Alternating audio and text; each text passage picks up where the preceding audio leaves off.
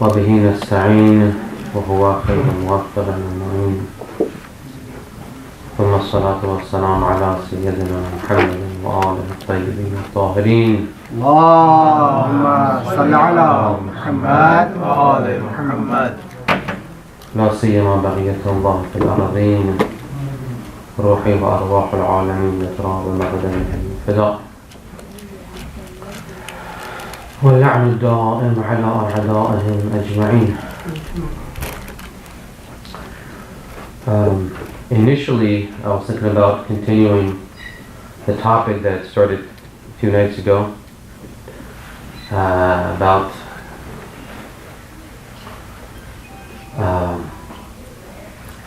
family matters and community matters, but that would need 2 or 3 nights to complete. So as that was the last night, I thought it would be appropriate to consider 3 questions in relation to Imam Hussain and the tragedy of Karbala, inshallah. So please recite the salawat. اللهم صل على محمد وآل محمد. The first question that you may have noticed, if you have in fact read the riwayat about the status of Imam Hussain, the ziyarat, is that although on the one hand we believe that all the Ahlul Bayt are at the same level, كلهم نور واحد, they are all embodiments of that first emanation, yet a certain pride of place is given to Imam Hussain. We read in our riwayat that all the prophets of all time, starting from Hazrat Adam all the way down to Prophet Muhammad sallallahu alaihi wasallam, have in some way mourned for Imam Hussain, have shed tears for Imam Hussain, have remembered Imam Hussain. And the grief that resonated with the entire world in consequence of the martyrdom of Imam Hussain is something that is not as strong or is not emphasized as much in relation to the other Imams. Why is this such? This is the first question. I will continue. To begin the answer to this question, I would like to read to you a riwayat that emphasizes the fact that Imam Hussain has a very, very unique place. A very beautiful riwayat, a very heartbreaking riwayat. It is from Imam Sodagar alayhi salatu wassalam.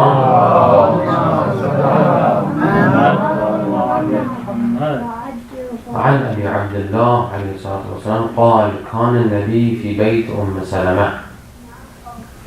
The Prophet was in the house of Umm Salama. فقال لها لا يدخل علي أحد. The Prophet told Umm Salama, please, I want to rest. I don't want anyone interrupting me. فجاء الحسين وهو طفل. Hussein entered. He was a baby. فما ملكت معه شيئا. She wasn't able to control Imam Hussain. She wasn't able to prevail over Imam Hussain. حتى دخل على النبي. Imam Hussain went to the Prophet. فدخلت أم سلمة على أثره فأذى الحسين على صدره. Umm Salama followed Imam Hussain. When she entered the room of the Prophet, Imam Hussain was on the chest of the Prophet. وَإِذَا النَّبِيُّ يَبْكِي, and the Prophet was crying. وَإِذَا فِي يَدِهِ شَيْءٌ يُغَلِّبُهُ. وَإِذَا فِي يَدِهِ شَيْءٌ يُغَلِّبُهُ. The Prophet was crying, Imam Hussain was on his chest. And there was something in his hand that he was moving around. فقال النبي يا أم سلمة إن هذا جبرائيل يخبرني أن هذا مقتول. The Prophet said, "O Umm Salamah, right here is Jibreel. Jibreel is present here. He has just informed me that Imam Hussain will be martyred. وهذه التربة." What I'm holding in my hand is the turba of Imam Hussain, the turba of Karbala, where he will be martyred. وهذه التربة التي يقتل عليها فدعيه عندك. Get this turba from me and keep it with you.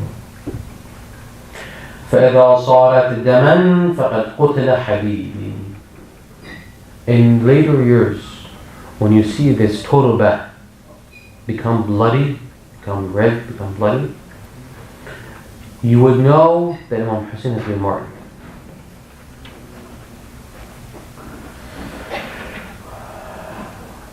فقد قتل حبيبي. فقالت أم سلمة يا رسول الله سل الله أن يدفع ذلك عنه. Umm Salamah said, "Oh Prophet, ask God to change the fate of Imam Hussain, to change this fate."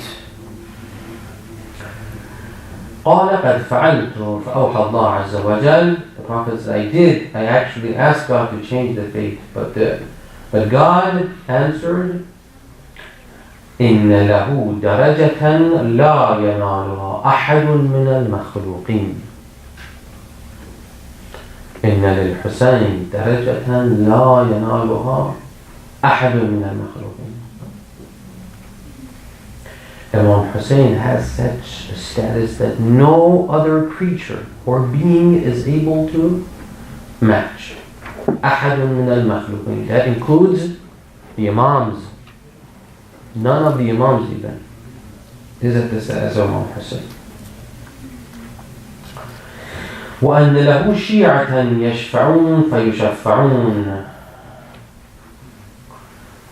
And his Shi'as, the Shi'as of Imam Hussain have the capacity, have the capability to do shafa'ah. Not just Imam Hussain. His Shi'as, those who follow him, do shafa'ah.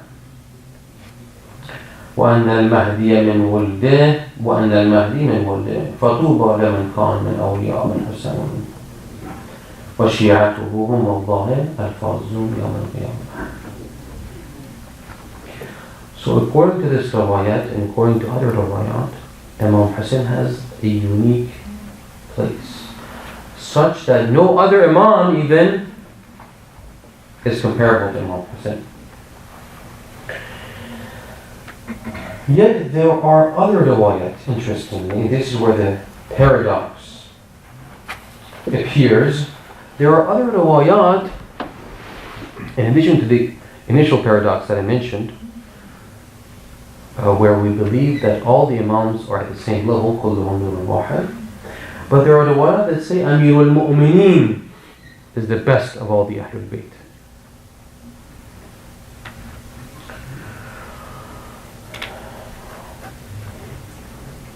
This riwayat from Davood Sodagar again, عن أبي عبد الله عليه السلام.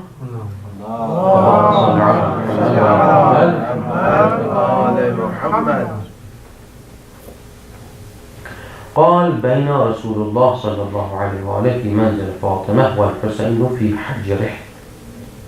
This time the Prophet is in the house of Imam Hussain, and Imam Hussain is in the embrace of the Prophet. والحسين في حجره إذ بكى وخر ساجدا. The Prophet all of a sudden started crying, and then he fell in prostration. ثم قال يا فاطمة يا بنت محمد إن العلي الأعلى تراءى لي في بيتك. God just appeared to me in this house. إن العلي الأعلى تراءى لي في بيتك هذا ساعتي هذه في أحسن صورة وأهيئ هيئة. God appeared to me in the most beautiful form, in the most beautiful manner. What this means is also very interesting. How is it that the Prophet says that God just appeared to me? What does that mean? وقال لي يا محمد, God told me, oh Muhammad, أتحب الحسين? Oh Muhammad, do you love Imam Hussain? فقلت نعم, قرة عيني وريحانتي وثمرة فؤادي وجلدة ما بين عيني. Yes, I love him. He is the dearest person to me. He is the fruit of my heart. He is my love. فقال لي يا محمد ووضع يده على رأس الحسين.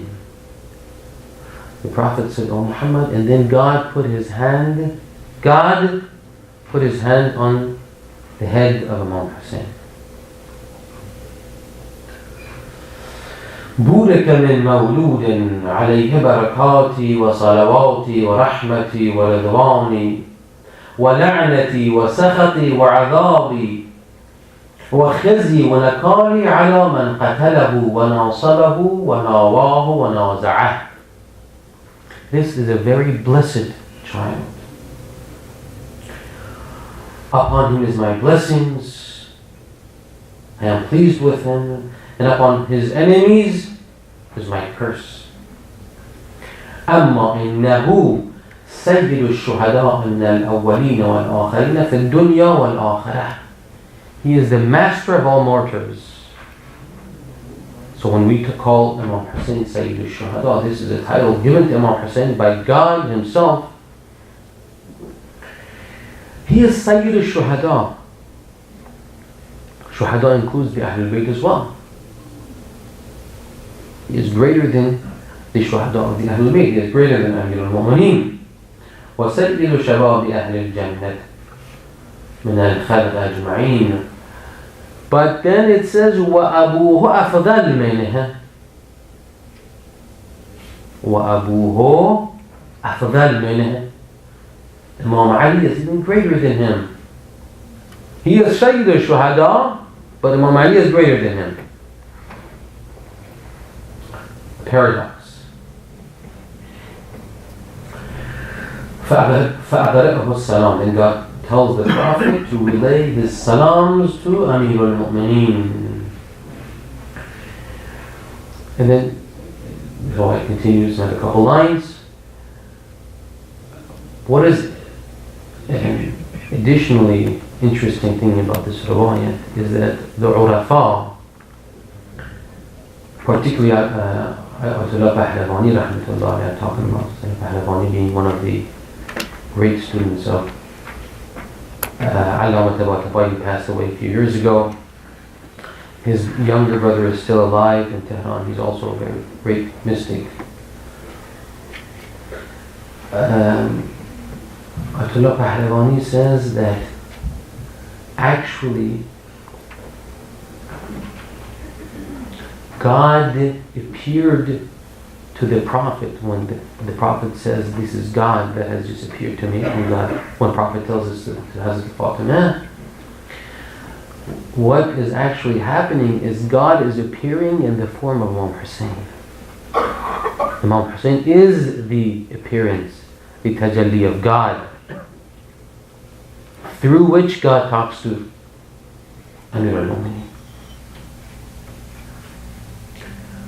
But that's a topic for another discussion. Alright, so on the one hand we believe that all the Ahlul Bayt are on the same par. On the other hand we have Rawayat, that's the one I read to you, that say that Imam Hussain is the best of all makhluqeen. We have Rawayat that say Imam Hussain is Sayyid al-Shuhada. But then we have Rawayat that say Imam al-Mu'min is Afdal.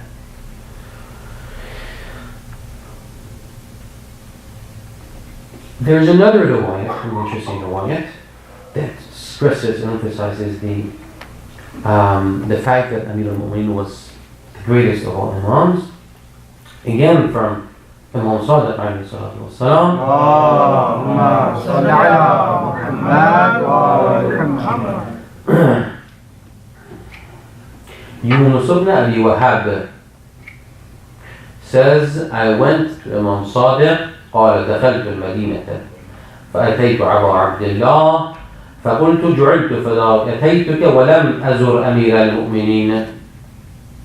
I have come to you, I've been on a trip, I've been traveling, but I did not do ziyarat of Amir al-Mu'mineen when I was passing through Kufa. Or when I was coming from Kufa, I did not do ziyarat of Amir al-Mu'mineen. I don't know exactly what the circumstances were, but the fact is he's telling Imam Sadiq that I had the chance to do ziyarat of Amir al-Mu'mineen, but I did not. فقلت جعلت فداك أتيتك ولم أزر أمير المؤمنين. قال بئس ما صنعت. What a bad thing you did. لولا أنك من شيعتنا ما نظرت إليك. If you weren't one of our Shias, this negligence that you did not, that you failed to do ziyarat of Amir al-Mu'mineen on your way here, it was so grave that I wouldn't have spoken to you if you weren't a Shia. So this is actually for this person, Yunus ibn Abi Wahab, Imam Sadiq telling him that you are a Shia, that's for him one of the greatest blessings that he could have in his life. So anyway, Imam Sadiq tells him that this was a great sin that you did, that you failed to do ziyarat. قال بئس ما صنعت لولا أنك من شيعتنا ما نظرت إليك ألا تزور من يزوره الله مع الملائكة. Why did you fail to do ziyarah of someone whom God does ziyarah to, whom God goes and visits? ويزوره الأنبياء, all the prophets visit him, do ziyarah. ويزوره المؤمنون. قلت جعلت فداك ما علمت ذلك. I'm sorry, Imam Sadiq, I didn't know. قال اعلم إن أمير المؤمنين أفضل عند الله من الأئمة.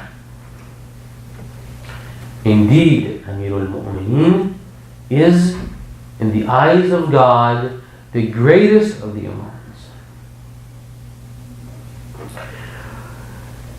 إن أمير المؤمنين أفضل عند الله من الأئمة كلهم وله ثواب أعمالهم وعلى قدر أعمالهم فضلوا. He is the greatest. So how do we reconcile these paradoxical facts that we have here?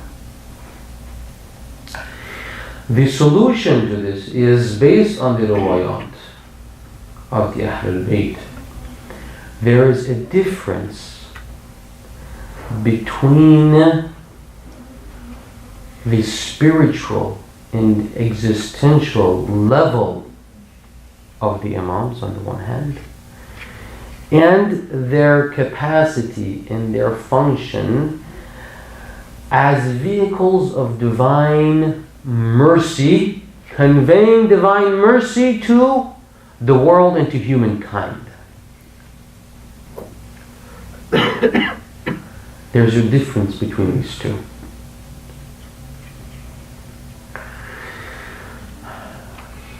The degree of an Imam's scope in acting and serving as a conveyor, as a vehicle of divine mercy, is contingent, is dependent on the extent to which he is able to implement and embody that maqam nuraniyat that I've talked about before.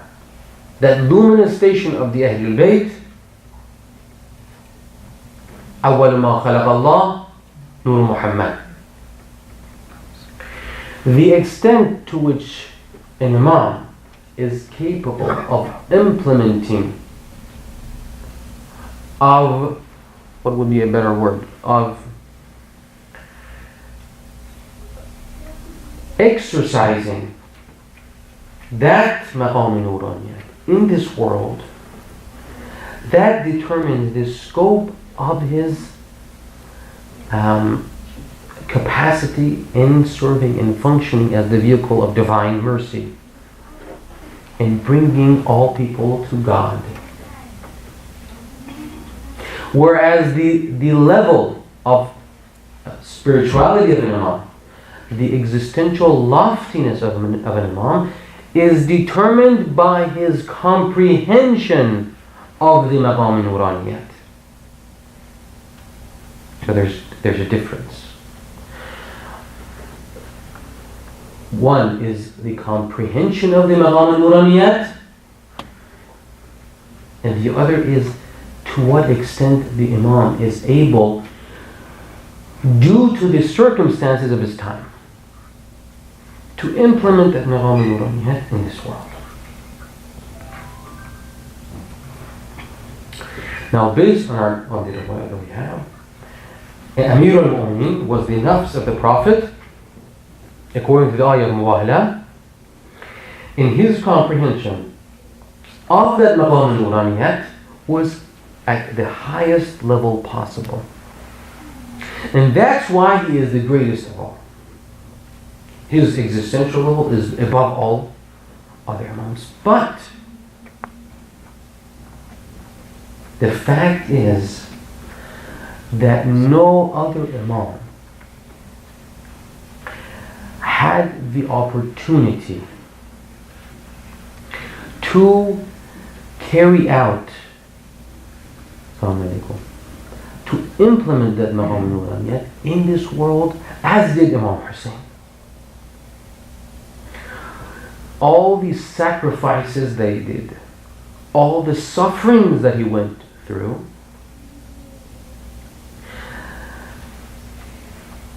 all the afflictions that he went through, all the tribulations, it was something that no other imam had the opportunity of doing. If any other imam was in place of Imam Hussain, he would have the same position.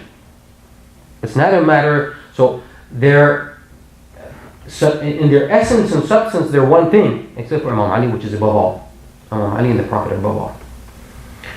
The other imams are, in their essence, they're one, they're the same, they're identical. But because of the time, the circumstances of Imam Hussein's time, he had that opportunity. It wasn't a matter of irada, it wasn't a matter of volition.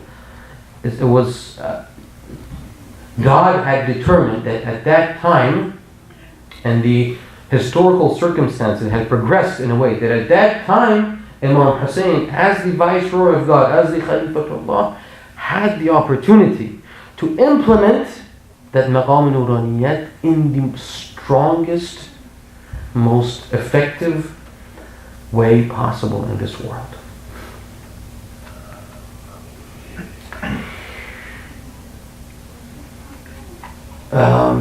Consider two persons, two individuals, that both of them have the same degree of bravery. They're both really brave.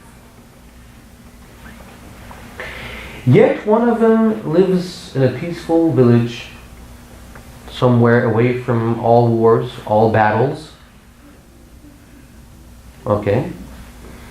He never has the opportunity to exercise that bravery.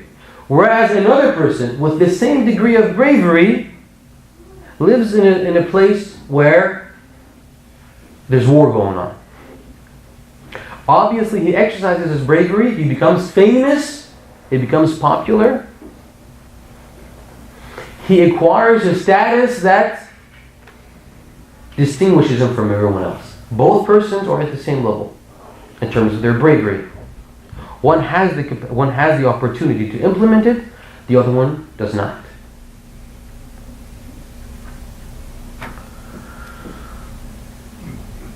This is the difference between Imam Hussain and the other imams. It's sort of another analogy, if to bring this point home.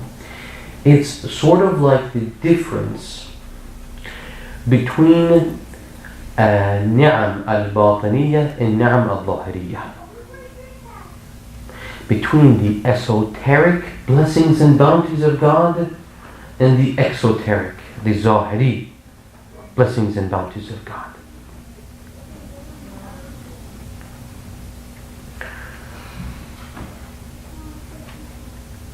The blessings and the bounties that are contingent on our actions, they're either spiritual. The blessings of the hereafter I'm talking about, they're not the blessings of this world. The blessings that we receive in the hereafter are of two types. They're either spiritual and esoteric blessings, or they're material, physical, and exoteric blessings. You've all read this verse from the Quran, verse 72, Surah Tawbah. أعوذ بالله من الشيطان الرجيم. وعد الله المؤمنين والمؤمنات جنات تجري من تحتها الأنهار خالدين فيها ومساكن طيبة في جنات عدن ورضوان من الله أكبر ذلك هو الفوز العظيم. God has promised the believers, the believing men, and the believing women, blessings in paradise, streams running under their abode, and pleasant houses.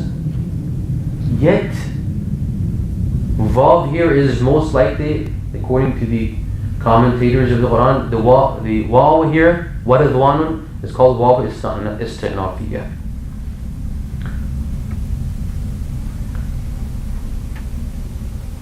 Yet, to translate it in English, yet the pleasure and satisfaction of God is greater. وَرِضْوَانٌ مِّنَ اللَّهِ أَكْبَرُ. So we have these exoteric blessings in paradise, these zahiri blessings in paradise, the carnal blessings in paradise, the huris, and all the various blessings that we receive in the hereafter. But on the other hand, Ridwan min Allahi Akbar. The Ridwan of God, the satisfaction of God. What level of bliss is that? It's expressed in very ambiguous terms in this riwayah. What Ridwan, it's nakara for those who know Arabic grammar. What Ridwanun. In other words, it's shrouded in ambiguity. God cannot explain what that Ridwan is. You have to get there. We have to get there to experience and understand what that Ridwan is. That's not something, the exoteric and carnal bounties, they have an analogous form in this world, so they can be explained. But that Ridwan min Allah, that spiritual blessing, has no analog in this world. And so it's expressed in very ambiguous terms. رِضْوَانٌ مِّنَ اللَّهِ أَكْبَرُ ذَلِكَ هُوَ الْفَوْزُ الْعَظِيمُ. This Ridwan, this spiritual blessing, is the great felicity.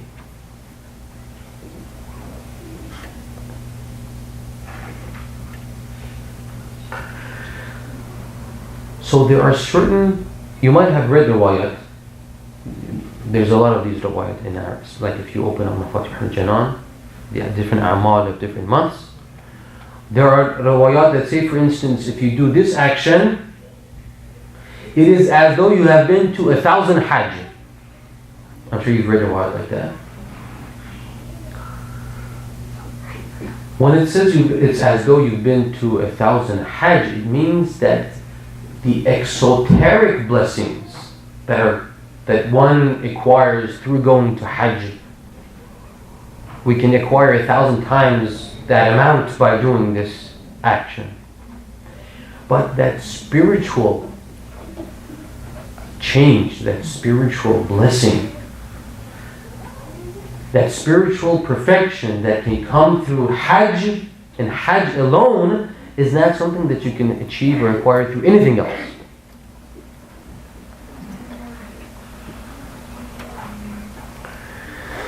The exoteric blessings are contingent on the amount of actions we do in this world. The quantity, if you will. The esoteric is contingent on the quality of actions that we do in this world. Consider two persons. One is wealthy and well off, and he is able to give a lot of sadaqah. He's able to go to Hajj a lot, to go to Ziyarat a lot. And so he accumulates all these, and he's a good person, he's not doing it for riyah. And so he accumulates all these delicious, very pleasing, exoteric blessings in the hereafter. But another person who doesn't have the means to do all these mustahabat, to do all these good things, but he's a person that is on the way of spiritual wayfaring, on the way of Sayyid Suluk.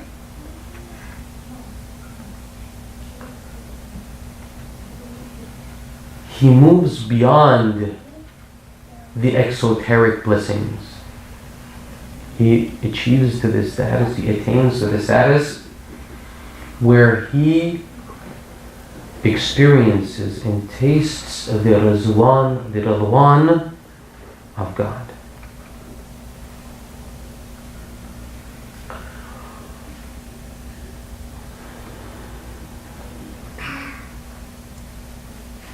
And there are different riwayat that talk about what this Ridwan is. I have one here, but since I want to try to finish all these three questions, I want to read it here.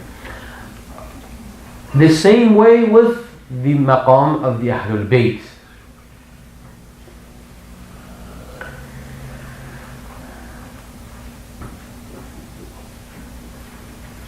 The existential and spiritual level of the Imam is not determined by the scope and extent of his ability to, or the scope and extent to which he is able to implement the Naqam al-Nuraniyat. It is contingent on the level and degree of his comprehension of the Maqam al-Nuraniyat, of the luminous state, of his comprehension of the first emanation. Inshallah, you remember I talked about this a few minutes ago. But the scope and extent of an Imam's function in serving as the vehicle of divine mercy to humankind is dependent and contingent on how much, to what extent he is able to implement the Naqam al-Nuraniyat in this world. And it is for this reason that Imam Hussain has the greatest scope of shafa'ah. He is the most inclusive of all the Imams in captivating and drawing in humankind to divine mercy, because of the extent to which he was able to implement that Naqam al-Nuraniyat in this world. But Imam Ali, on the other hand, Imam Ali is the patron of the elite. He is the patron of the elite. The Urafa, if you've noticed, the great spiritual masters, they go to Imam Ali usually.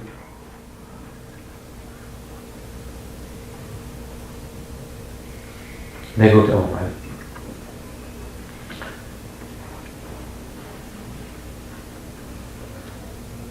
In fact, Ayatollah Khushwat, rahmatullah alayhi, he didn't say this himself, but I heard this from his students, that he received his spiritual gift from Amir al-Mu'mineen. he had a vision in which he saw Amir al-Mu'mineen not in his sleep, but in his waking hours. He had a vision of Amir al-Mu'mineen. Amir al-Mu'mineen came to him, gave him a bowl of honey. Actually, Amir al-Mu'mineen himself stuck his finger in the bowl of honey and stuck his finger in Atlaq al-Shah. And Atlaq al-Shah had that honey, and he said, after tasting that honey, from the top of my head to the tip of my toes, I felt sweetness. My entire existence became sweet.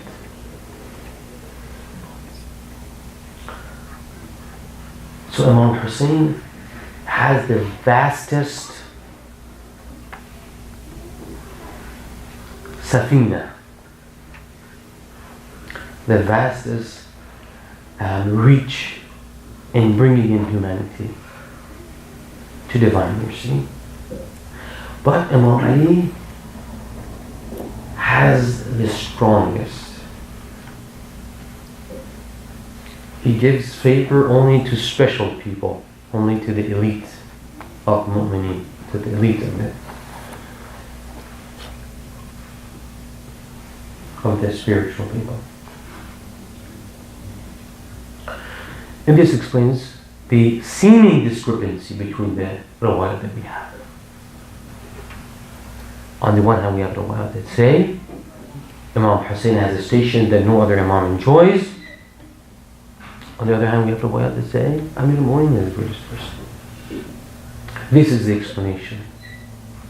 This difference between the two functions explains why it is that we have the seeming discrepancy in between our rawat. Please recite the salawat.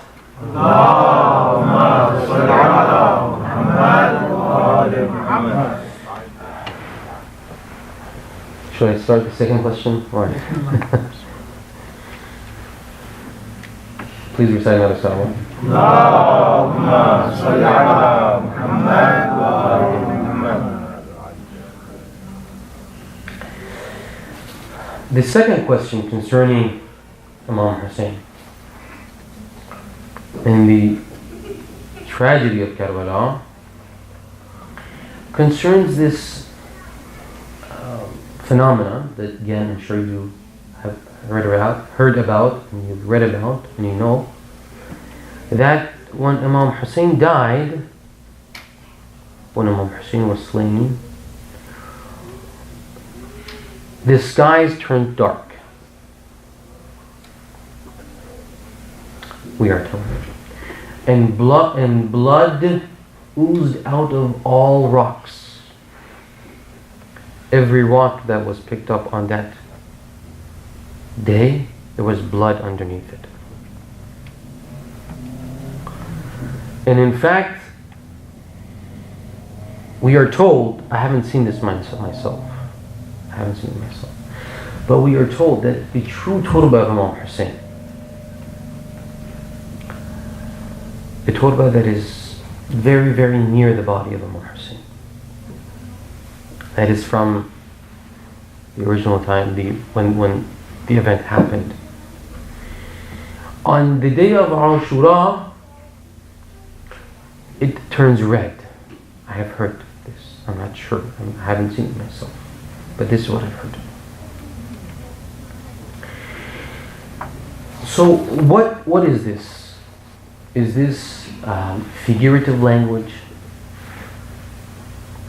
Is this a sort of metaphor that the Imam was want to emphasize the severity, the gravity of what happened? And so just in the same way that in regular poets, in their poetry, they use sometimes these figures of speech to emphasize or stress something, the Imams are doing the same thing. Is that the case? Let me read you one ayat. So we know what we're talking about. Imam Sadiq alayhi salatu wa salam Allahumma salli ala Muhammad wa ali Muhammad says, ما قتل قبله أحد تبكيه السماوات والأرض والملائكة والوحش والحيتان في البحار والجبال. There is no one before Imam Hussain, obviously no one after Imam Hussain, for whom the skies and the earth and the angels and all the animals and all the fish in the sea and all the mountains cried. Now, this is most true of Imam Hussain, but it also applies to the other Imams as well. It applies to other people. The strongest instance of this was for Imam Hussain, but this happened in relation to other Imams as well, according to what Alwalayah tells us. There's this very interesting riwayah. It's a little long, but I would like to read to you because it sheds light, in addition to this point that I want to draw out of it, it sheds light on our understanding of the Ahlul Bayt and the times and the experiences that the Ahlul Bayt went through. Because I mentioned the topic of Taghiya some nights ago, and one of the brothers had trouble understanding or digesting the fact that the Ahlul Bayt actually exercised Taqiyya to the degree that they did. So let me read you the riwayah. Abu Basir, there are, to the best of my knowledge, two companions of Imam Sadiq that are called Abu Basir, but both of them are credible persons. عن أبي بصير عن أبي عبد الله عليه السلام إمام صادق عليه الصلاة والسلام قال إمام صادق says بعث هشام بن عبد الملك إلى أبي فأشخصه إلى الشام.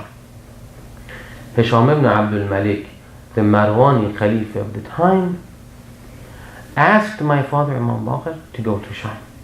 أشخصه إلى الشام. أشخصه إلى الشام. أذهبه إلى الشام. فلما دخل عليه قال له يا أبا جعفر أشخصناك لنسألك عن مسألة لم يصلح أن يسألك عنها غيري. When he arrived, Hisham addressed the Imam and said to him, I have called you here. Please recite the Lord.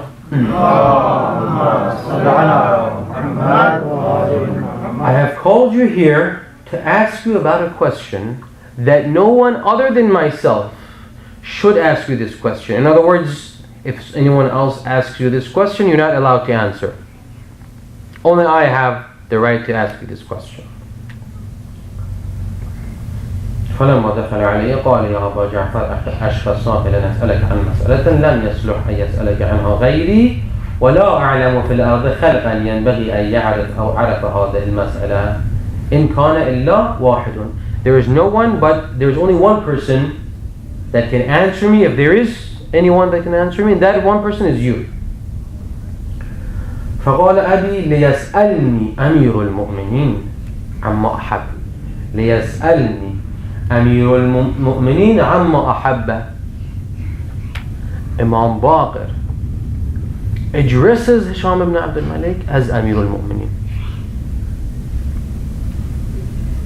That's how difficult.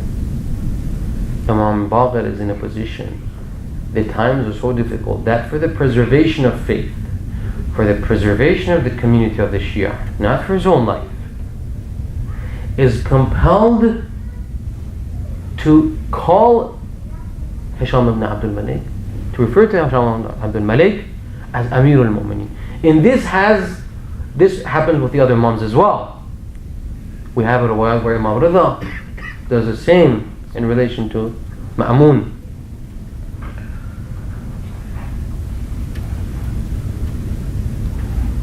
So Imam Baqir says, O Amir al-Mu'mineen, go ahead and ask whatever you want. لِيَسْأَلْنِي Amir al-Mu'mineen عن أحد, the master of the faithful, may ask me concerning whatever he wishes. فإن علمت أجبت. If I know the answer, I will give you the response. وإن لم أعلم قلت لا أدري. Imam Baqir says, if I don't know, I will tell you I don't know. وكان الصدق أوجب.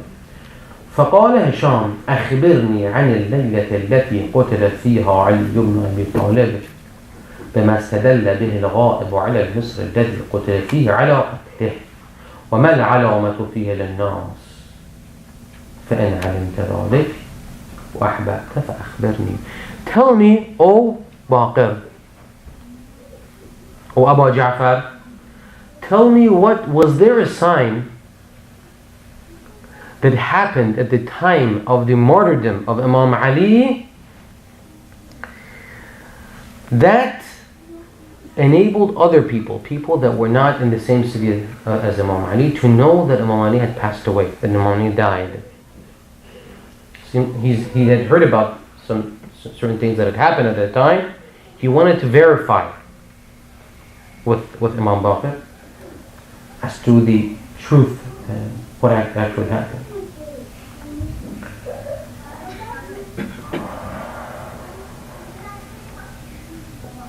وما العلامة فيه للناس فإن علمت ذلك وأحببت فأخبرني. هل كانت تلك العلامة لغير علي في قتله؟ فقال له أبي يا أمير المؤمنين, again لما says, O أمير المؤمنين, إنه لما كانت تلك الليلة التي قتل فيها أمير المؤمنين علي بن أبي طالب عليه السلام لم يرفع حجر عن وجه الأرض إلا وجد تحته دم عبيط.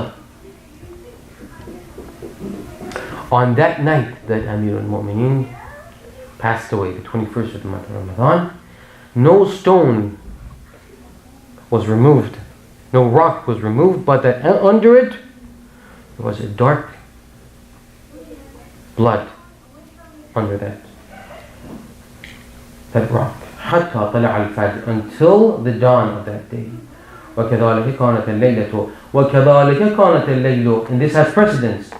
كذلك كانت الليلة التي قتل فيها هارون أخو موسى. The same thing happened when Harun, the brother of Musa, was killed. وكذلك كانت الليلة التي قتل فيها يوشع بن نون. The same thing happened with Yusha ibn Nun, the wasi of Moses. وكذلك كانت الليلة التي رفع فيها عيسى بن مريم. The same thing happened when Hazrat Isa was raised to heaven. وكذلك كانت الليلة التي قتل فيها شمعون بن حمون الصفا.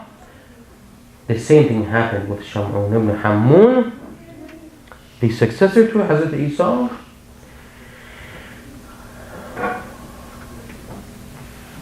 وكذلك كانت الليلة التي قتل فيها علي بن أبي طالب وكذلك كانت الليلة التي قتل فيها الحسين بن علي. And the same thing happened with Hussein when Hussein ibn Ali was martyred.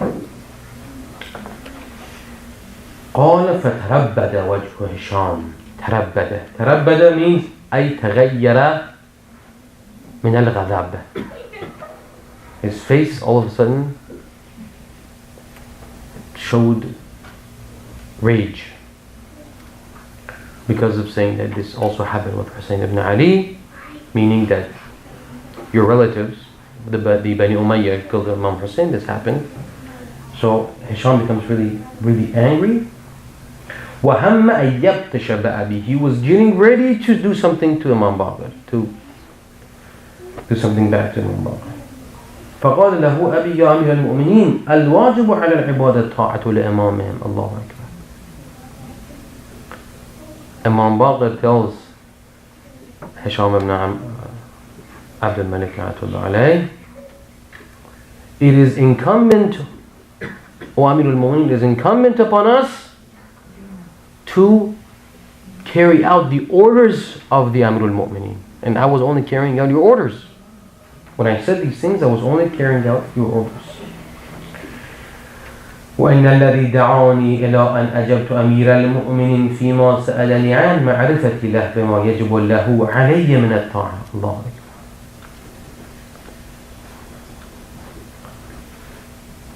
فليحسن أمير المؤمنين then. So anyway, Imam Baghdad explained these things and says this is what happened. So this is something that didn't happen only for Imam Hussain. It happened for Amir al-Mu'mineen. It happened for Hazrat Isa. It happened for other people as well.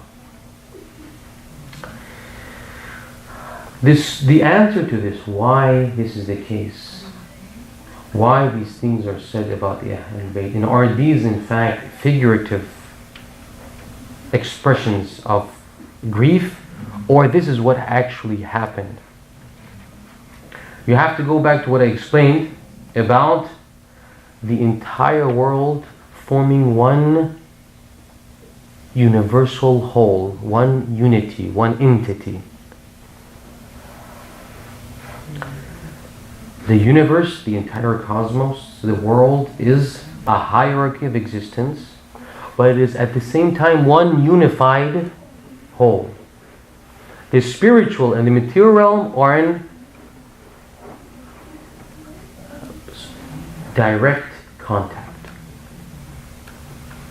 The most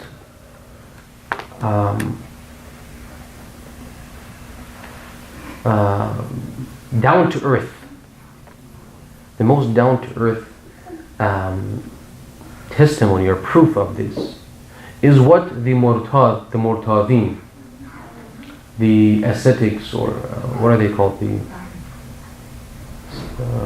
the Murtadin in India, people who renounce the world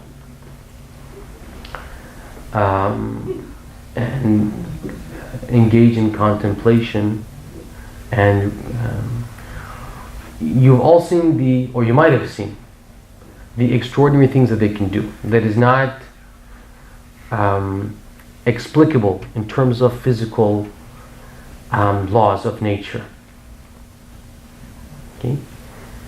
Only by strengthening their souls to a very slight degree, they are able to control certain physical phenomena. This is the relation that the spiritual realm has to the material realm. It's through that relation that they are able to do that. Now the Imams, the Awliyaullah, the Khalifatullah, they are, as I explained in the previous slide, the embodiment of the first emanation. They are the incarnation of the أول ما خلق الله. They are the nexus, the link, because of being the embodiment of that first emanation. They are the link that connect the arcs of descent and the arcs of ascent. In other words, they hold the entire world together. The phrase that we read in Ziyarat al-Jami'ah Kabirah, what is it? بكم فتح الله وبكم يختم الله وبكم يمحو الله ما يشاء وبكم يثبت. God started the existence with you, and God ends existence with you. That's why in some riwayat we have that Amir al-Mu'mineen is Qiyamah. Amir al-Mu'mineen is the Qiyamah.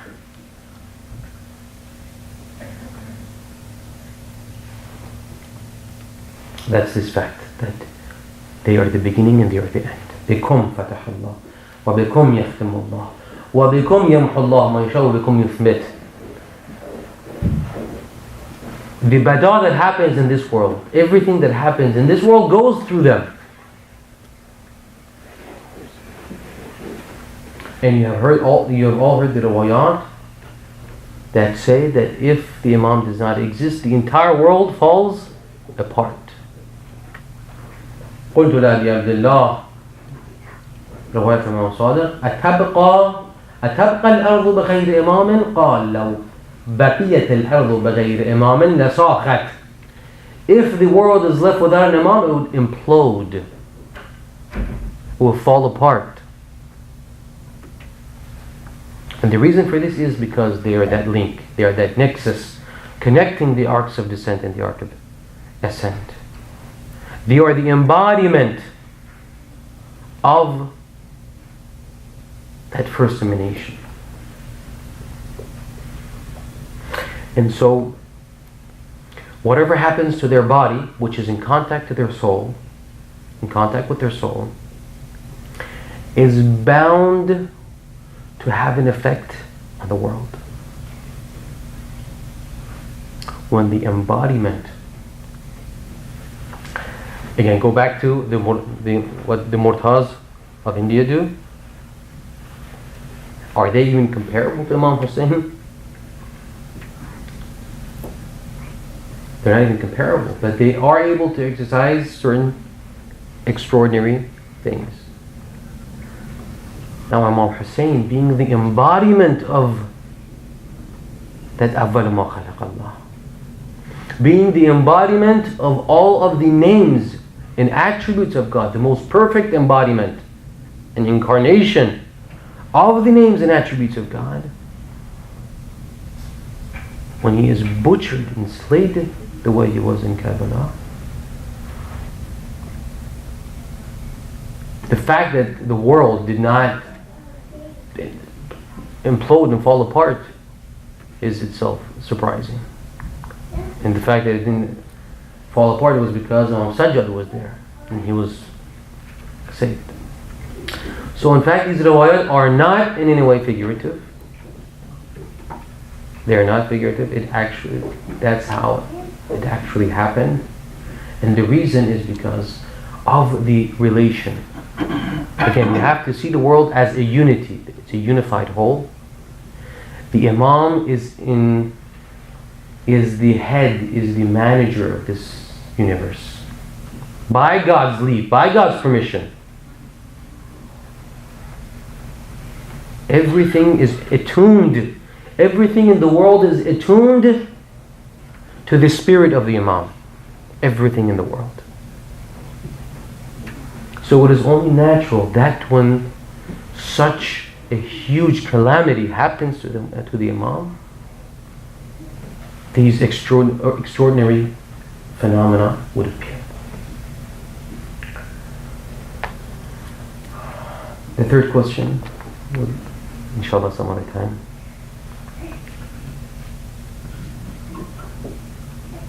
Time has already passed. Inshallah.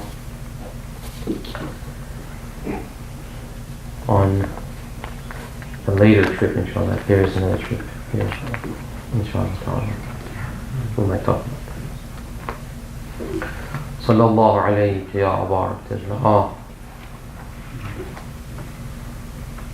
Sallallahu alayhi ya Aba Abdullah. Can we have the lights dimmed, please?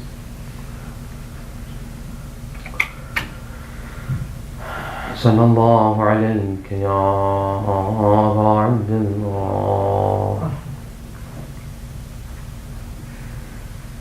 Sallallahu alayka ya ibn Rasulullah.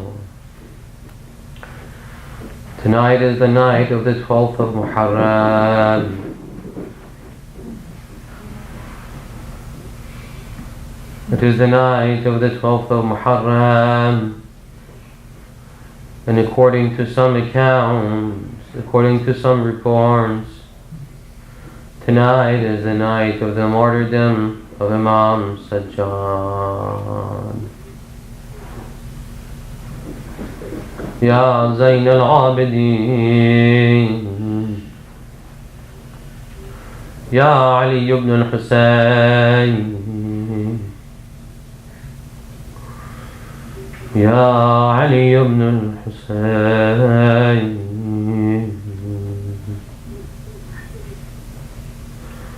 Ya Mawlai, Ya Sayyidi,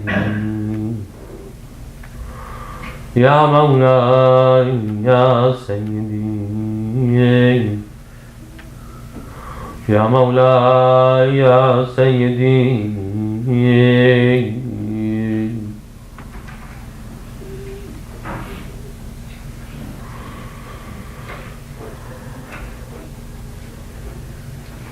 It is reported that after the tragedy of Karbala, for 20 years,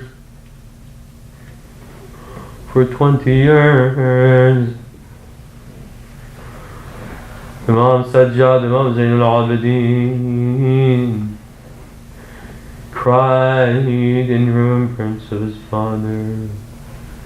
Every time he would see some food, every time he would see some water, he would cry, he would shed tears. He was asked by one of the companions, "O Sajjad, O Zain al-Abidin, haven't you cried enough? It's been so many years since the slaying, the martyrdom of your father. Why do you still persist in crying?"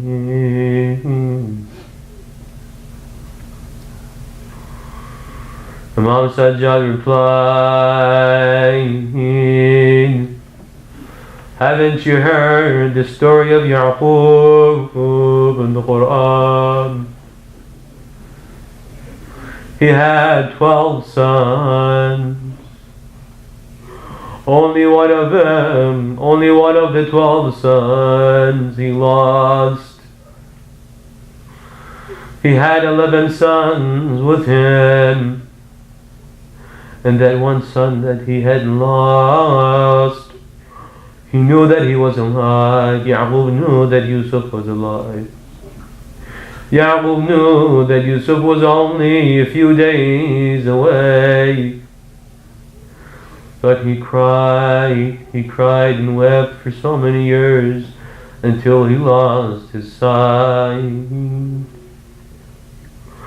Don't you know that on the day of Karbala, I saw my father butchered.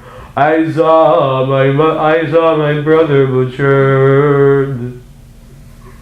I saw my uncles butchered. I saw Shem on the chest of my father Hussain, putting the knife to the throat of Hussain. I saw the head of my father raised on spears. I saw the head of my father being lashed by Yazid, his beautiful teeth, his beautiful lips, being struck and lashed by Yazid. La'natullah alayhi. How do you expect me not to cry? How do you expect me not to cry? Allah la'natullah ala al-qawm al-zalimin. وسيعلم الذين ظلموا أي منقلب ينقلبون.